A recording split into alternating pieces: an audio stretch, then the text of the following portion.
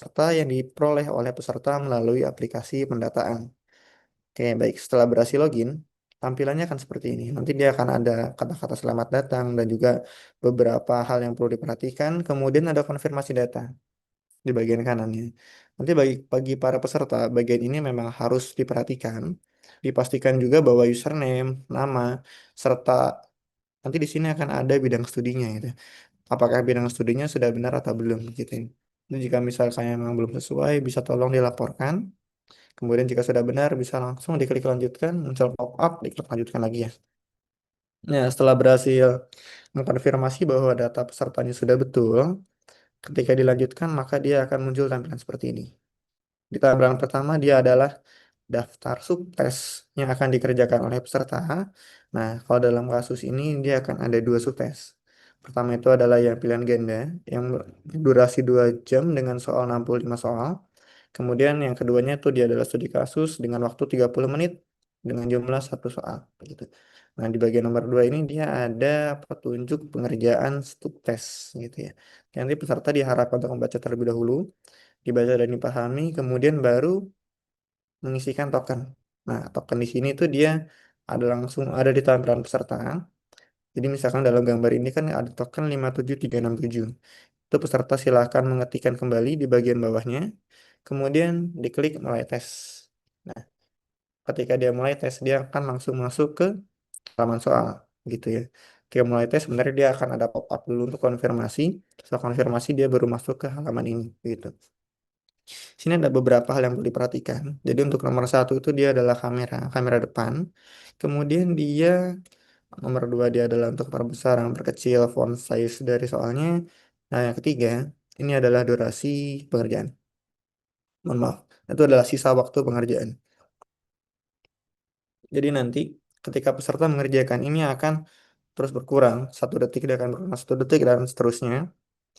Nah, untuk bagian nomor 4 dia adalah tampilan dari soalnya. Dia isinya ada soal, kemudian di bagian bawahnya dia ada opsinya. A, B, C, D, E, dan seterusnya. Nah, kemudian kalau dalam gambar ini dia memang jenis soalnya adalah jenis soal benar salah ya kami menyebutnya. Itu adalah jenis soal tabel. Dalam sini ada 3 baris di tabelnya, ya. Berarti itu harus dijawab semuanya. Gitu baru tuh akan dianggap sudah selesai mengerjakan untuk nomor tersebut gitu. Kemudian di bawahnya dia ada soal sebelumnya dan juga ada soal selanjutnya. Seperti itu. Nah, jadi nanti ketika peserta sudah sampai di nomor terakhir, tombol soal selanjutnya di sini dia akan berubah menjadi tombol selesai. Baik itu selesai subtes ataupun tombol selesai aja begitu ya. Selesai subtes itu artinya dia masih ada selanjutnya, sedangkan selesai itu artinya tuh dia ada di subtes terakhir dan akan mengakhiri ujian begitu. Nah, di bagian ini adalah bagian yang penting untuk dinotifikasi kepada para peserta ya. Jadi karena kemarin itu ada beberapa kasus bahwa peserta itu muncul tampilan ini dan dia malah menunggu selama 5 menit terdiam begitu ya.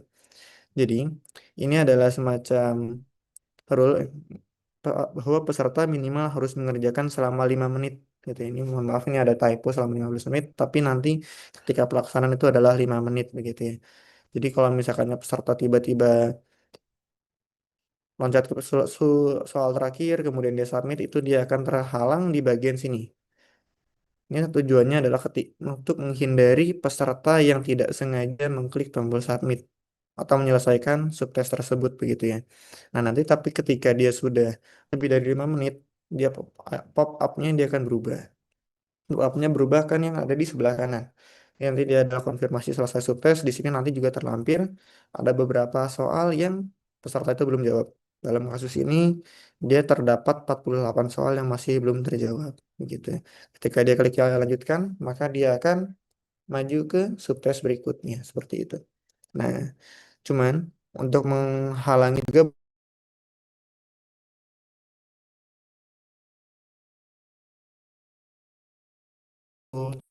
checkbox. Jadi ketika dia muncul, peserta harus ngeklik checkboxnya dulu baru bisa ngeklik lanjutkan begitu ya. Ini kami lakukan agar menghindari kasus-kasus seperti peserta tidak sengaja klik submit kemudian ada klaim bahwa dia langsung tiba-tiba masuk ke studi kasus begitu.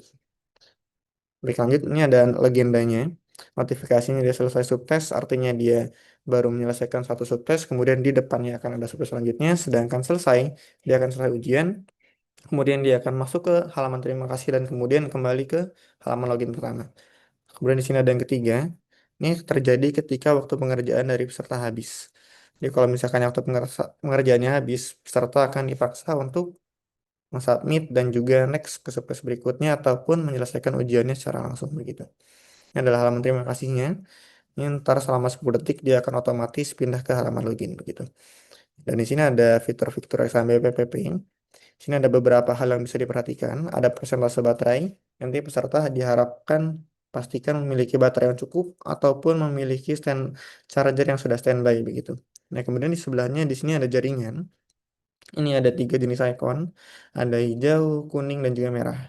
Kalau merah itu dia artinya terputus, kuning itu dia lemah, kemudian kalau yang hijau itu stabil. Jadi dari sisi peserta harapannya agar menjaga jaringannya tetap berwarna hijau gitu. Kemudian di sampingnya itu ada mengatur volume, tapi untuk dalam pengujian ini fitur ini tidak perlu digunakan. Nah, kemudian di paling kanan itu ada tombol silang itu untuk mengeluarkan dari aplikasi. Gitu. Nah, kemudian di sini ada satu hal lagi terkait dengan kendala jaringan. Jadi nanti kalau misalkan ya peserta itu jaringannya hilang atau tiba-tiba terputus, ya aplikasinya akan muncul tampilan seperti ini, gitu. Pop up dan kemudian peserta harus memastikan bahwa koneksinya sudah oke lagi, sudah aman. Nanti tiba-tiba pop up ini juga akan hilang dengan sendirinya, begitu. Kemudian di sini ada daftar soal. Di sebelah kanan bagian soalnya tadi ya. Ini ada tiga jenis keterangan soal. Untuk warna biru, dia artinya sudah dijawab. Yang masih berwarna abu-abu, dia artinya belum pernah dijawab. Yang ketiga, dia adalah berwarna hijau, itu adalah artinya soal yang sedang aktif atau yang sedang tampil di layar peserta saat ini, begitu. Nah, ini kemudian bagian reset loginnya. Ini sebelumnya sudah dijelaskan dengan Mas Torik di sesi aplikasi pengawas barusan. Nanti ketika peserta, misalkannya dia sudah mengerjakan, terus dia tiba-tiba keluar karena kendala ataupun dia memang memperbaiki jaringan, nanti dia ketika di sini akan muncul tampilan perlu reset login. Dari sisi peserta cukup diklik, nanti di dashboard pengawasnya akan muncul lonceng. Loncengnya akan ada tombol berwarna merah gitu. Itu tinggal pengawas mengklik hentikan sementara, kemudian diterima kembali. Setelah itu peserta bisa masuk ke dalam aplikasi ujian lagi. Gitu. Baik, mungkin sekian dari saya. Terima kasih Bapak Ibu telah menyimak paparan terkait dengan aplikasi dari sisi peserta, dari exam browser ataupun dari aplikasi ujiannya sendiri gitu ya. Mungkin untuk ini saya kembalikan kepada Mbak Nahla.